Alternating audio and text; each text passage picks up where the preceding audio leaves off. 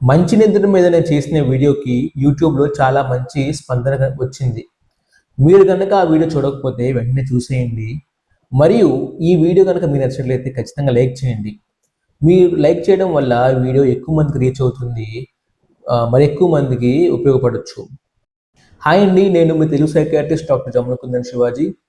ఈ వీడియోలో మంచి నిద్ర కోసం మనం తీసుకోవాల్సిన చర్యలు, చిట్కాలు గురించి తెలుసుకుందాం. ముందుగా మీరు పడుకునే గది అనేది ఎంత చీకటిగా, ఎంత నిశ్శబ్దంగా ఉంటే మీ నిద్ర అంత మంచిగా పడుతుంది.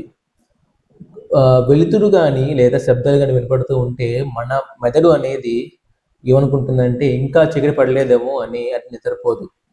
దానివల్ల మీ నిద్ర అనేది ఎఫెక్ట్ అవుతూ ఉంటుంది. అందుకని మీ ముందు గడియారం కూడా ఉంచకూడదు. గడియారం ఉంచినట్లయితే మీ గడియారం సమయం చూసి ఏంటి నాకు ఇంకా నిద్ర పట్టట్లేదని చెప్పి ఒక ఆందోళన అనేది మీలో రావచ్చు. అంతేకాదు మీ గది యొక్క టెంపరేచర్, ఉష్ణోగ్రత అనేది ఆప్టిమల్గా ఉండాలి. మరీ ఎక్కువ చల్లగా ఉండకూడదు, మరీ ఎక్కువ వేడిగా కూడా ఉండకూడదు.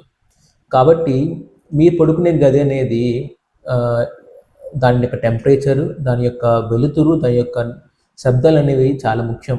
అంతేకాదు మీరు పడుకునే మంచం ఏదైతే ఉందో మీకు చాలా అనుకువగా ఉండాలి. అది మరీ గట్టిగా ఉండకూడదు, మరీ మెత్తగా కూడా ఉండకూడదు. ఇవే కాదండోయ్, ఇంకా చాలా చిట్కాలు ఉన్నాయి.